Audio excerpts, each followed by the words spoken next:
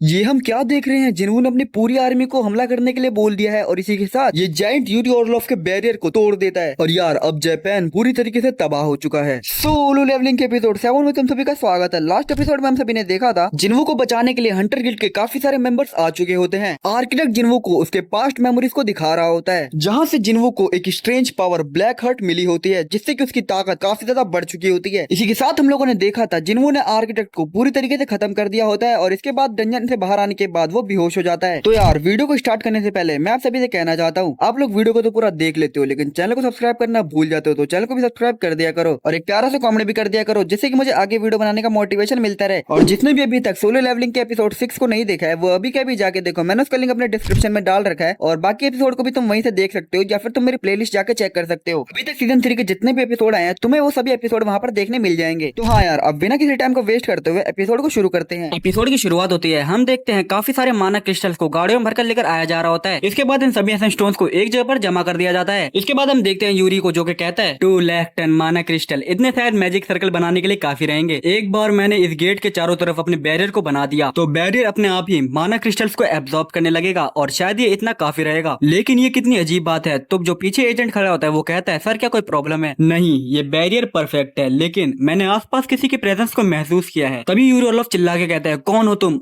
और सामने आओ। लेकिन कोई भी नहीं आता। एजेंट कहता है, क्या किसी के अंदर इतनी हिम्मत होगी कि कल एक डंजन ब्रेक होने वाला है और वो यहाँ पर बाहर घूम रहा है? यूरी हंसते हुए कहता है, मैंने कभी नहीं कहा कि वो एक इंसान था। तभी हम बिल्डिंग के ऊपर किसी को नोटिस करते हैं। तभी ये बंदा कहता है, इसके सेंसेस काफी ज्यादा शार्प हैं। वेल, इसमें कोई अजीब बात नहीं है अगर देखा जाए जहाँ से इसकी पावर आती है। वेल, अब इन बातों को छोड़ो, लगता है कि अभी फाइनली स्टार्ट होने वाला है। सब कुछ प्लान के हिसाब से चल रहा है। इसी के साथ सीन शिफ्ट होता है। हम काफी सारे मिलिट्री ऑफिसर्स को देखते हैं जिन्होंने गेट के आसपास के एरिया को ब्लॉक कर दिया होता है और मिलिट्री वाले अपने साथ काफी सारे टैंक्स वगैरह लेकर आए होते हैं। तभी यहाँ पर जापान के एस रैंक हंटर्स भी आ जाते हैं। तभी अकारी कहती है, मॉडर्न हथियार इन बीस्ट के खिलाफ कुछ भी काम नहीं आने वाले। मुझे समझ नहीं आ रहा कि इन लोगों ने आर्मी को यहाँ पर रखा है क्यों है। फुजिशिमा कहते हैं, अगर यूरी ऑर्लोफ की स्ट्रेटेजी किसी तरफ फेल हो गई तो किसी न किसी को आगे जाकर कुछ समय के लिए उन बीस्ट को रोकना पड़ेगा ताकि हम किसी अटैक को प्रिपेयर कर सके। इसका मतलब कि वो सिर्फ एक ह्यूमन शील्ड की तरह हैं। जब तक कि वो लोग फ्रंट लाइन पे हैं तब तक ही हम हंटर्स और उनमें कोई भी डिफरेंस नहीं है। आगे सिर्फ यही दिखेगा कि इंसान प्योर डिस्ट्रक्शन के आगे कितने ज्यादा हेल्पलेस हैं। इसके बाद हम लोग देखते हैं यहाँ रोड्स पर काफी सारे माना क्रिस्टल्स को बिछा रखा होता है। यूरी कहता है, परफेक्ट, ये तो बिल्कुल सही है। अगर सब कुछ सही से गया तो मैं इस गेट को खुद ही संभाल लूंगा। ये काफी ज्यादा ग्रेट बात होगी अगर मैं एक ऐसे मैन के नाम से जाना जाऊं जिसने कि अकेले ही एक एस रैंक गेट को ब्रेक होने से रोक दिया। लेकिन यहाँ पर एक और हंटर है जो कि इस टाइटल के लिए ज्यादा फिट होगा, तो मुझे इसमें कोई भी इंटरफेयर नहीं करना चाहिए। तभी ऑर्लोफ यहाँ पर अपनी एल्कोहल की बोतल को खोलने लगता है। यूरी एजेंट से पूछता है, आखिर यहाँ पर कितने एस रैंक हंटर्स हैं? सर यहाँ पर अभी सिर्फ 15 है। ये तो काफी ज्यादा कम है। आखिर अमेरिकन क्या कर रहे हैं? क्या उन्होंने जापान को कोई एस रैंक हंटर्स नहीं भेजा? एजेंट कहता है, वेल सर, वहाँ पर भी एक एस रैंक का गेट अपीयर हुआ है, लेकिन ये एस रैंक के गेट सिर्फ यूनाइटेड किंगडम में नहीं स्पॉन हुआ है और भी काफी सारी कंट्रीज में, जैसे इंडिया, जापान और काफी सारे अलग नेशंस। यूरी कहता है, तो ऐसी बात है, पूरी दुनिया में काफी सारी कंट्रीज अच्छे हंटर की तलाश में जुटी हुई है। तभी हम देखते हैं ये गेट ओपन हो जाता है और यार इस गेट से काफी ज्यादा खतरनाक माना निकल रहा होता है। इसी के साथ सीन शिफ्ट होता है। हम देखते हैं जिन्वो को और जिन्वो यहाँ पर अभी हॉस्पिटल के अंदर होता है। तभी यहाँ पर जिन्हो आता है। जिन्वो कहता है, आखिर मेरे साथ क्या हुआ था? जिन्हो यहाँ पर रोते हुए कहता है, सर आप फाइनली उठ गए। मुझे लगा था कि आप मर गए। मैं इस बारे में सोच ही नहीं पा रहा था कि आप पूरे के पूरे 3 दिन तक सोए रहोगे। जिन्वो कहता है, क्या मैं 3 दिन से स्लीप में था? सर मुझे आपकी काफी ज्यादा चिंता हो रही थी। जिन्वो अपने मन में सोचने लगता है, पूरे के पूरे 3 दिन? क्या मैं सच में इतना ज्यादा थक गया था? वेल, मेरे ख्याल से लगता है कि मैंने काफी समय से कोई भी ब्रेक नहीं लिया है। लेकिन उससे भी ज्यादा इम्पोर्टेंट बात, मैं बार बार उसी वॉर के बारे में सोचे जा रहा हूँ जो कि आर्किटेक्ट ने मुझे दिखाई थी। वो मैं उसे अपने दिमाग से निकाल ही नहीं पा रहा हूँ। तभी जिन्वो कहता है, रुको, अगर मैं 3 दिनों से सोया हुआ था तो इसका मतलब। तभी जिन्हो को कहता है, जिन्हो मुझे अपडेट दो। जिन्हो कहता है, सर आप कौन से अपडेट की बात कर रहे हो? जो एस रैंक गेट्स जापान के अंदर ओपन हुए थे, आखिर उनके साथ क्या हुआ? जिन्हो थोड़ा उदास हो जाता है। इसी के साथ सीन शिफ्ट होता है और हमें उस दिन जापान के अंदर दिखाया जाता है। गेट ओपन होने के बाद वहाँ पर काफी सारे खतरनाक जाइंट बीस्ट आने लगते हैं। सभी हंटर्स काफी ज्यादा हैरान हो जाते हैं, ये तो जाइंट्स हैं, लेकिन ये सभी तो ए रैंक गेट के अंदर या फिर किसी हायर रैंक के गेट के अंदर बॉस के रूप में आते हैं। तभी यहाँ पर यूरी आता है। वेल, ये तो मेरे लिए इजी पीजी होने वाला है, चलो आ जाओ। और यूरी यहाँ पर अपने स्किल स्किल का इस्तेमाल करता है और हम देखते हैं सभी माना क्रिस्टल का माना डंजन गेट के चारों तरफ जमा होने लगता है और वो एक बैरियर का शेप ले लेता है। लेकिन तभी ये जायंट अपने हथियार से इस बैरियर के ऊपर हमला करता है। यूरी हंसते हुए कहता है बीस्ट, जो कि कॉमनली एक ए रैंक गेट के अंदर पाए जाते हैं, आखिर किसने ही सोचा था? तुम बेकार बीस्ट, क्या तुम्हें सच में लगता है कि तुम मेरे बैरियर को ब्रेक कर सकते हो? तभी हम देखते हैं इस जायंट के फेस पे कोई एक बड़ा सा हाथ रखता है। ये जायंट अपने एक ही अटैक से बैरियर को काट डालता है। इसके बाद सीन प्रेजेंट में शिफ्ट होता है। हम देखते हैं जिन्वू को। जिनो बताता है सर वो रेड एक फेलियर थी। इसी के साथ सीन शिफ्ट होता है। हम देखते हैं जिनो के फादर को, जो कि अपने डेस्क से सो रहे होते हैं और वो अचानक से उठते हैं। जिनो के फादर अपने सेक्रेटरी से बोलते हैं लगता है कि मैं दोबारा से सो गया था। सर आप 23 आवर्स 46 मिनट से स्लीप में थे। आखिर मैं कितने टाइम तक सोया रहा? आपने मुझे ऑर्डर दिया था अगर मैं 24 आवर्स से पहले ना उठूं तो मुझे हॉस्पिटल ले जाना, तो मैं बस अभी कार को रेडी करने ही वाला था। ये रही अभी की 2 रिसेंट डेवलपमेंट जो कि मुझे आपको इन्फॉर्म कर देना चाहिए। फर्स्ट, एक ऐसा पेशेंट है जो कि इंटरनल स्लम्बर से जग चुका है। जिनो के फादर कहते हैं क्या कोई ऐसा पेशेंट भी है जो कि इंटरनल स्लम्बर से जग चुका है? यस सर, वो संग जिन्वू की मदर है। जिनो के फादर कहते हैं तो क्या इसका मतलब उसके पास ऐसी पावर्स है जो कि इंटरनल स्लम्बर का इलाज कर सकती हैं? तो चलो ठीक है, आखिर दूसरी न्यूज क्या है? आपको देखने के लिए एक विजिटर आया है। आखिर अब आप कैसे हैं? अभी तो हमें नहीं पता जाता कि ये कौन है, लेकिन हमें आगे स्टोरी में पता चलेगा। इसके बाद हम देखते हैं वो बीस्ट जायंट यूरी को खा जाता है। मिलिट्री वाले इस जायंट पे गोला बारूद बरसा रहे होते हैं और आसमान से इसके ऊपर मशीन गन चलाई जा रही होती है। तभी यहाँ पर कनाई आती है जो कि कहती है इस तरह के वेपन इन बीस्ट के ऊपर कुछ भी काम नहीं आने वाले, तुम लोग वहाँ पर खड़े मत रहो, आकर मेरी मदद करो। और हम देखते हैं जापान के ये 3 हंटर इन बीस्ट के ऊपर हमला कर देते हैं। कनाई कहती है अगर मैंने इसकी आंखों को खत्म कर दिया तो ये हमारी मूवमेंट्स को रीड नहीं कर पाएगा। कनाई जायंट की आंखों पर अटैक कर देती है, लेकिन वो जायंट किसी तरह इस बात को समझ जाता है और काफी तेजी से अपने हाथ से कनाई को दूर कर देता है, जिसे देखकर कनाई काफी ज्यादा हैरान हो जाती है। इतना बड़ा होने के बावजूद भी ये इतना ज्यादा तेज कैसे है? ये बीस्ट सच में इंसेन है। हेलीकॉप्टर से इस रेड की लाइव ब्रॉडकास्टिंग करी जा रही होती है। हमारा हेलीकॉप्टर अभी टोक्यो सिटी के ऊपर उड़ रहा है और इस डिस्टेंस से भी हम इस सिटी को बर्बाद होते हुए देख सकते हैं। इनफैक्ट अगर हेल्थ अर्थ पर होती तो शायद वो कुछ ऐसे ही दिखती। हम देखते हैं जिन्वू भी इसी न्यूज को देख रहा होता है। अगर ऐसे ही चलता रहा तो ये गेट एशिया को रिस्क में डाल देगा, जैसा कि जेजोएल रेड के समय पर हुआ था। मुझे जल्द ही कुछ करना पड़ेगा। तभी हम देखते हैं यहाँ पर जिना आते हैं जो कि कहती है प्लीज वहाँ पर मत जाओ। आखिर तुम्हारा मतलब क्या है? मुझे पता है कि तुम वहाँ पर जाओगे।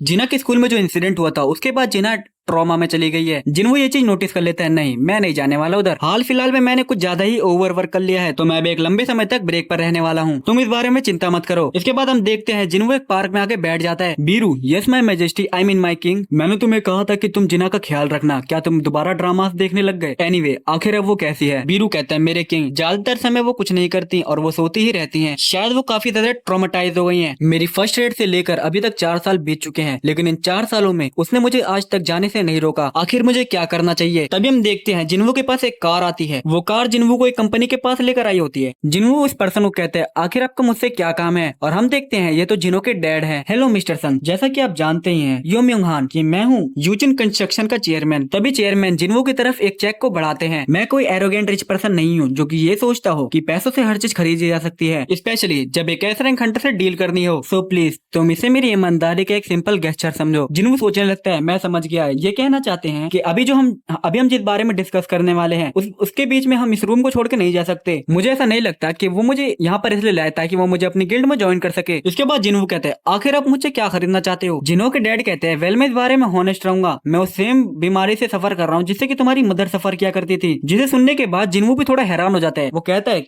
क्या जिनो इस बारे में जानता है? जिनो के डैड कहते हैं इस बारे में सिर्फ मेरी वाइफ, मेरा डॉक्टर और मेरा सेक्रेटरी ही जानते हैं। जिनो हंसते हुए कहता है मेरे ख्याल से लगता है कि मैं वो फोर्थ पर्सन हूँ। जिनो के डैड कहते हैं जब मैं इस बीमारी का इलाज ढूंढ रहा था तब मुझे पता चला कि एक ऐसा पर्सन भी है जो कि इस बीमारी से उठ चुका है, और मुझे ऐसा नहीं लगता कि ये कोई कोइंसिडेंट है जो कि सिर्फ तुम्हारी मदर के साथ हुआ। मिस्टर संग मैं तुमसे सिर्फ इतना जानना चाहता हूँ कि सच्चाई क्या है, और अगर तुम मेरी मदद कर दोगे तो आई स्वेयर मैं तुम्हारी काइंडनेस को कभी नहीं भूलूंगा। अब जिन वो काफी ज्यादा सोचने लगते हैं टुडे आज मुझे ऐसा लग रहा है मैं बार बार ऐसी फीलिंग को महसूस कर पा रहा हूँ कि मुझे किसी डिसीजन के लिए फोर्स किया जा रहा है। इसके बाद सीन शिफ्ट होता है, हम एक हेलीकॉप्टर को देखते हैं। ये बीस्ट बिल्डिंग को तबाह कर रहे हैं और पेड़ों को उखाड़ रहे हैं। ऐसा लग रहा है कि ये लोग इंसानियत का अस्तित्व पूरी तरीके से मिटाने की कोशिश कर रहे हैं, और इससे भी बुरा वो सभी इंसानों को खा जा रहे हैं। तो क्या इसका मतलब? तुम इस बारे में चिंता मत करो, हमारी ऑब्जर्वेशनल रिपोर्ट के हिसाब से हम लोग लोग सेफ हैं जब तक कि हम उनके ऊपर पहले अटैक नहीं करते और उनकी रेंज से काफी ज्यादा दूर नहीं रहते। लेकिन जो सबसे बड़ी प्रॉब्लम है वो है वो बड़ा जाइंट। बाकी सभी जाइंट्स इधर उधर फैल गए हैं लेकिन वो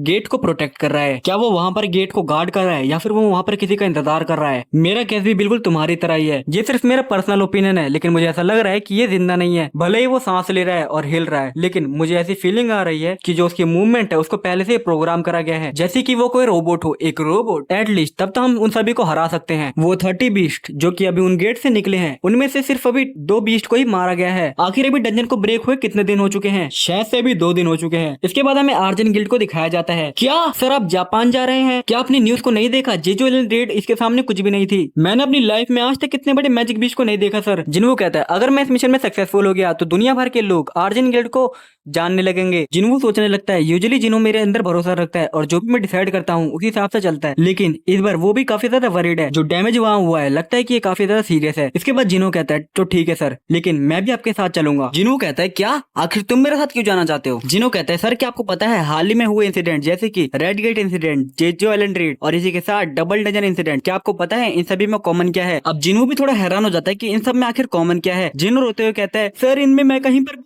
मेरे पास सिर्फ ऐसी अकेली चीज है जिसके कि मैं प्राउडली शो ऑफ कर सकता हूँ कि मैं इतने समय से आपकी तरफ हूँ, लेकिन मुझे ये बोलने में काफी ज्यादा शर्म आती है कि आप मुझे सिर्फ ब्रैगिंग राइट्स देते हो सर। जिन्हों कहते हैं मैंने कुछ ऐसा एक्सपेक्ट नहीं किया था कि एक बिजनेस टाइकॉन का बेटा कुछ ऐसा कहेगा। जिन्हों कहते हैं सर आप जहाँ पर भी जाओगे मैं आपके साथ चलूंगा, प्लीज आप मुझे अपने साथ ले चलो। जिन्हों कहते हैं अभी कुछ सेकंड पहले ही तुमने मुझे जाने से मना किया था, तुम्हें पता तो है ना मैं कहाँ जा रहा हूँ? जिन्हों कहते हैं मैं आप पे भरोसा करता हूँ सर, जब तक मैं आपके साथ हूँ मैं सेफ रहूंगा। जिन्हों एक स्माइल पास करता है और इसके बाद वो जाने लगता है। जाते हुए जिन्हों कहता है मैं बस तुमसे मजाक कर रहा था, आखिर इस समय पर मैं जापान क्यों जाऊंगा और तुम अब घर जा सकते हो, तुमने आज काफी अच्छा काम किया। और हम यहाँ पर जिन्हों को देखते हैं जो कि थोड़ा उदास लग रहा होता है। जिन्हों यहाँ पर जाते हुए सोच रहा होता है मैं अपने सोल्जर्स का इस्तेमाल नहीं कर पाया, लेकिन जो आर्टिफैक्ट है वो इतना ही ताकतवर है जितना कि मैं ताकतवर हूँ, यहाँ तक कि मैं लेवल 100 तक पहुंच चुका हूँ। इसके मतलब कि मेरे ऊपर और भी ज्यादा लोड आ चुका है क्योंकि अब मेरे को और भी ज्यादा पावरफुल क्रिएचर्स का सामना करना पड़ेगा। ये काफी बड़ी दुनिया है, ऑफ कोर्स यहाँ पर मेरे से भी ज्यादा पावरफुल बींग्स होंगे। मुझे शायद ये सोचना बंद कर देना चाहिए कि मैं ही सिर्फ इस सिचुएशन को संभाल सकता हूँ, ऐसा नहीं है कि मैं कोई हीरो हूँ। इसके बाद हम देखते हैं जिन्हों अपने घर पे पहुंच चुका होता है। जिन्हों की मॉम कहती हैं तुमने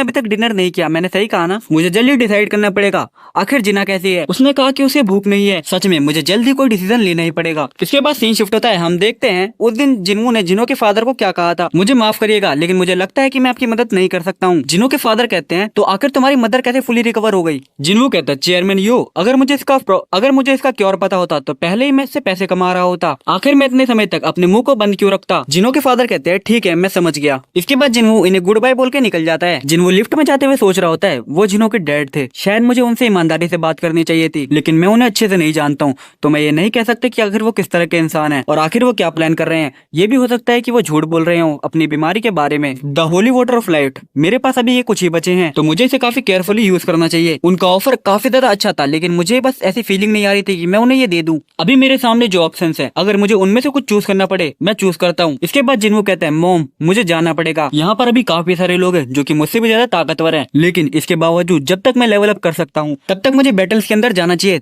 ताकि मैं और भी ज्यादा ताकतवर हो सकूं। तभी जिन्हों की मॉम कहती है तुम्हारे फादर भी बिल्कुल सेम थे, वो भी खाने के बीच में उठ के चले जाते थे जब भी उन्हें कोई इमरजेंसी कॉल आती थी कि कहीं पर फायर लगी है। डिनर को पैक करने में मैं तुम्हारी मदद कर देती हूँ। जिना यहाँ पर सो रही होती है और हम इस बात का अंदाजा लगा सकते हैं कि वो कितना ज्यादा ट्रॉमेटाइज हो गई है। इसके बाद हम देखते हैं मिडिल नाइट में जिना के रूम में आता है। क्या तुम अभी तक सो रहे हो जिना? क्या मैं तुमसे कुछ सेकंड के लिए बात कर सकता हूँ? जिना कहती है हाँ मुझे सोना है। जिन्हों सोचने लगता है आखिर मुझे कहाँ से स्टार्ट करना चाहिए, हाल ही में मैं मरते मरते बचा। वेट नहीं ये पूरी बात नहीं है, मैंने काफी सारे नियर डेथ के एक्सपीरियंस किए हैं लेकिन इस बार मुझे सच में लगा कि मैं मर जाऊंगा। इस बार डेफिनेटली काफी सारा डेंजरस सिचुएशन थी एनीवे, लेकिन मैं किसी तरह यहाँ पर जिंदा आ गया और मैं हर बार इस चीज का ग्रेटफुल रहता हूँ कि मैं सही सलामत अपने घर वापस आ गया, तो मैं इस बार भी किसी तरह वापस आ ही जाऊंगा। और हम देखते हैं जिना काफी ज्यादा इमोशनल हो रखी है। जिन्हों कहता है तुम्हारा बहुत बहुत शुक्रिया इतना सालों तक मुझे ना रोकने के लिए। जिना रोते हुए कहती है तुम मेरी वैसे भी नहीं सुनते। जिन्हों अपनी शेडोज में से कुछ शेडो सोल्जर्स को निकालता है और जिना के अंदर प्लांट कर देता है और कहता है मैं जल्दी वापस आ जाऊंगा, तुम चिंता मत करो, मैं तुम्हें हमेशा प्रोटेक्ट करूंगा। इसके बाद सीन शिफ्ट होता है। हम चेयरमैन गो को देखते हैं। यहाँ पर किसी तरीके का लाइव कॉन्फ्रेंस चल रहा होता है।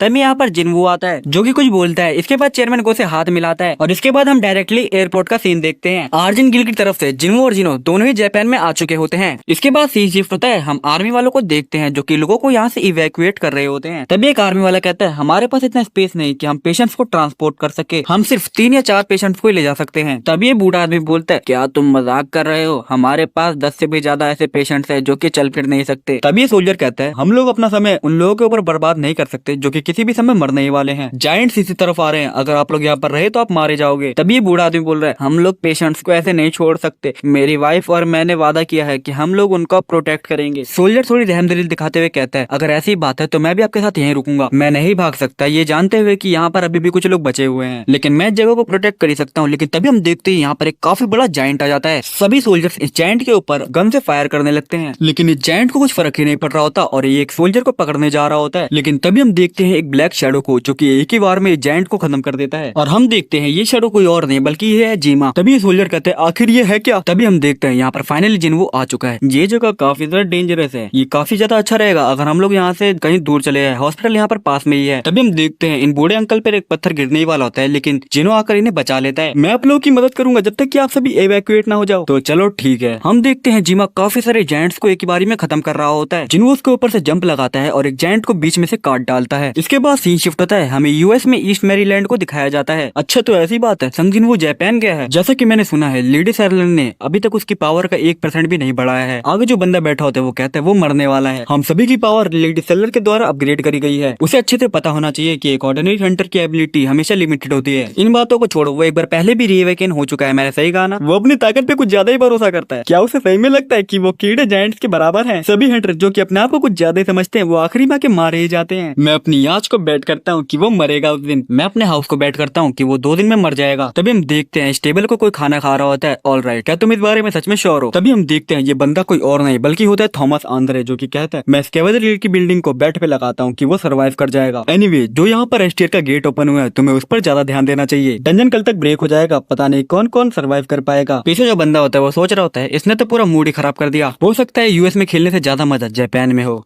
लेकिन कल चीजें यहाँ पर काफी ज्यादा एक्साइटेड होने वाली हैं। इसके बाद सीन शिफ्ट होता है, हम काफी सारी बिल्डिंग्स को देखते हैं जो कि डिस्ट्रॉय हो चुकी होती हैं। न्यूज रिपोर्टर बताता है डियर व्यूअर्स, क्या आप इस बात पे बिलीव कर पा रहे हैं जो आप देख रहे हैं? हंटर संग जिन्वो के समन्स इन जायंट्स को खत्म कर रहे हैं। मॉन्स्टर जायंट्स बग के द्वारा खाए जा रहे हैं। तभी हम देखते हैं एक बच्ची को जो कि भाग रही होती है और उसके पीछे एक जायंट पड़ा होता है। तभी यहाँ पर एक शैडो आता है जो कि जायंट का हाथ काट देता है और उस बच्ची को बचा लेता है। और हम देखते हैं ये शैडो कोई और नहीं बल्कि की ईग्रीस है। और तभी आयरन इस जायंट के फेस पे काफी तगड़ा हमला कर देता है जिससे कि जायंट का गेम खत्म हो जाता है। ईग्रीस से बच्ची को बचाने के बाद चैन की सांस लेता है और आयरन यहाँ पर चिल्ला रहा होता है। लगता है कि आयरन अपने प्रमोशन की वजह से काफी ज्यादा एक्साइटेड हो गया है। वो अपनी जॉब अच्छे से कर रहा है तो ये काफी ज्यादा अच्छी बात है। तभी एक सोल्जर जिन्वो के पास आके कहता है सर आपका बहुत बहुत शुक्रिया, बचाने के लिए आपका बहुत बहुत शुक्रिया। जिन्वो को जैपनीज नहीं आती तो वो कोरियन में ही कहता है कि तुम काफी ज्यादा ब्रेव सोल्जर हो। सोल्जर को भी समझ नहीं आ रहा था कि आखिर जिन्वो क्या बोल रहा है, तो वो भी थैंक यू बोल रहा होता है। तभी जिन्वो जिनो को कहता है जिन्वो इस सोल्जर को ले जाओ और इवैक्यूएशन में मदद कराओ। जिनो इस सोल्जर को लेकर चले जाता है। लगता है कि सीरियस होने का टाइम आ गया है। और इसके बाद सीन शिफ्ट होता है, हम लाइव पॉडकास्ट वालों को देखते हैं। इनका एक एम्प्लॉय कहता है सर नगाओ को रिकवर कर लिया गया है और नगाओ जापान की किसी जगह का नाम है। नकासुगावा, शिजुजुओका, ताकायामे, इन सभी जगह को रिकवर कर लिया गया है। और यहाँ हम देखते हैं यहाँ पर मासुमोतो भी होता है। आखिर ये पॉसिबल भी कैसे है? गो तो बिल्कुल सही था, वो आके जब मैंने उन्हें पहली बार एयरपोर्ट पे देखा था। मैं अभी तक अनगिनत हंटर से मिल चुका हूँ लेकिन वो सबसे ज्यादा ताकतवर था। हम उस दिन को देखते हैं जब जिन्वो जापान में आया था। मासुमोतो कहता है आपसे मिलकर काफी ज्यादा खुशी हुई, हम लोग अभी काफी ज्यादा खराब सिचुएशन में। मैं आशा करता हूँ कि आप इस सिचुएशन को समझते होंगे। तो मैं डायरेक्ट पॉइंट पर आता हूँ। जायंट्स भी ओसाका की तरफ बढ़ रहे हैं, प्लीज आप ओसाका को डिफेंड करने में ज्यादा प्रायोरिटाइज करो। लेकिन मासुमोतो अंदर ही अंदर सोच रहा होता है नो मैटर वो कितना भी ज्यादा ताकतवर हो लेकिन वो उन सभी जायंट्स को अकेले नहीं हरा सकता। जब तक वो उन सभी को होल्ड कर रहा है तब तक मैं बाकी सारी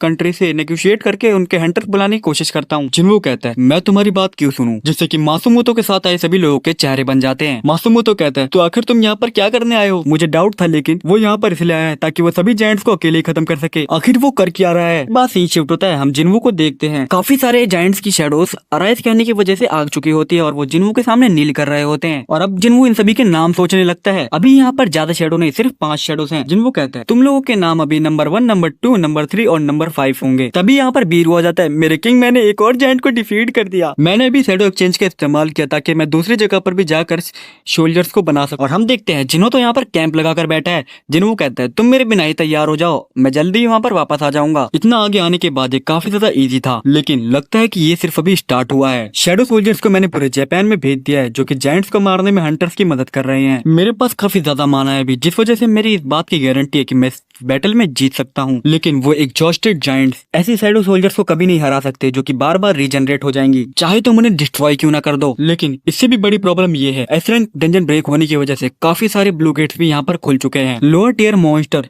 यहाँ पर काफी सारे जायंट्स के साथ मिलकर सिटीज पर हमला कर रहे हैं और इवैक्यूएशन अभी काफी ज्यादा जरूरी बन चुका है। इसके बाद हम डंजन ब्रेक के 7 डेज बाद का सीन देखते हैं। काफी सारी सिटीज तबाह हो चुकी होती हैं। यहाँ पर सिर्फ जिन्हो और जिन्हो ही आगे बढ़ रहे होते हैं। जिन्हो कहता है ये जगह पूरी तरीके से बर्बाद हो चुकी है, तुमने बिल्कुल सही कहा। तभी हम देखते हैं यहाँ पर कोई आता है, आखिर तुम आ ही गए। हाँ हनिकावा, अभी यहाँ पर कोई भी हंटर्स नहीं है, मैंने सही कहा ना। हनिकावा कहती है आपने बिल्कुल सही कहा, टोक्यो में मेरे अलावा और आपके अलावा अभी कोई भी नहीं है। टोक्यो में भी कितना नुकसान हुआ है अभी हमें इस चीज का ही पता नहीं चला है। जो जायंट जापान के दूसरे पार्ट्स में थे वो भी टोक्यो में आ चुके हैं। अभी सिर्फ total number of S rank hunters आपको मिला के सिर्फ 16 है। 6 जापानीज, 2 चाइनीज, 3 कैनेडियन, 2 इंडियन और एक हंटर रशिया और यूके की तरफ से। लेकिन इसके बावजूद भी यूरी ऑर्लोफ को मिला के भी 3 एस रैंक हंटर्स मर चुके हैं। जिन्हों सोचने लगता है 3 एस रैंक हंटर्स मारे गए तो इसका मतलब कि काफी सारे ए रैंक हंटर्स भी मारे जा चुके होंगे। टोटल 31 जायंट्स अपीयर हुए थे जो कि अभी चाइना के सी को पार करने की कोशिश कर रहे हैं। अभी हमारे पास इतनी मैन पावर नहीं है कि हम जापान को अपने आप से बचा सकें, लेकिन तुम्हारी मदद की वजह से हमने काफी सारे जायंट्स को मार दिया है। बचे हुए जायंट्स को शैडो आर्मी और हंटर संभाल रहे हैं। इसके बाद जिन्हों कहते हैं ऑल राइट देन, लगता है कि सिर्फ यहाँ पर अब एक ही जायंट बचा है जो डंजन गेट को प्रोटेक्ट कर रहा होता है। जिन्हों यहाँ पर तबाह हुए बिल्डिंगों को देख के कहता है लेकिन ये काफी ज्यादा सिमिलर लग रहा है, ऐसा लग रहा है कि मैंने इस जगह को पहले भी कहीं देख रखा है। इस जगह ने मुझे डीमन कासल की याद दिला दी। कहीं ऐसा तो नहीं जो सिटीज वहाँ पर रुइन पड़ी थी डीमन कासल में वो एक हिंट था जो कि सिस्टम ने मुझे भेजा था। आई वंडर आखिर आर्किटेक्ट मुझे क्या बताना चाहता था। जो आर्किटेक्ट है वो अब मर चुका है और जा चुका है और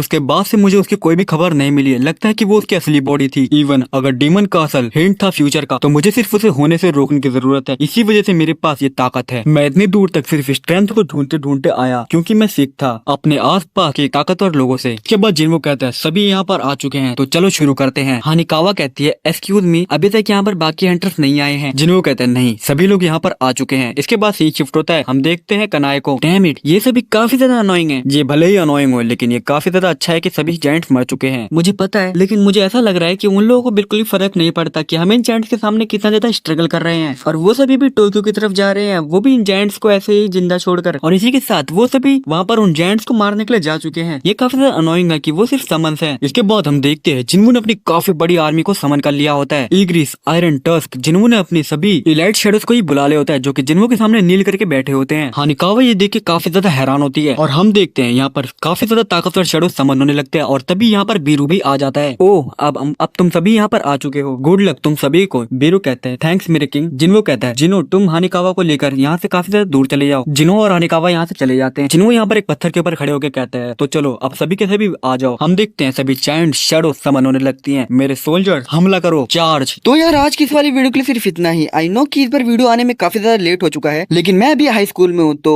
टाइम मैनेज करने में मुझे काफी ज्यादा दिक्कत होती है। और यार जितना भी काम एडिटिंग वगैरह और जो भी काम होता है वो सब मैं अपने फोन से करता हूँ, तो वो सब काम करने में भी काफी ज्यादा टाइम लग जाता है। लेकिन अगली बार से मैं वीडियो हर वीक लाने की कोशिश करूंगा। तो हाँ, that's all I have to say. मिलता हूं आपसे सोलर लिंक एक और नई वीडियो में, तब तक के लिए sayonara।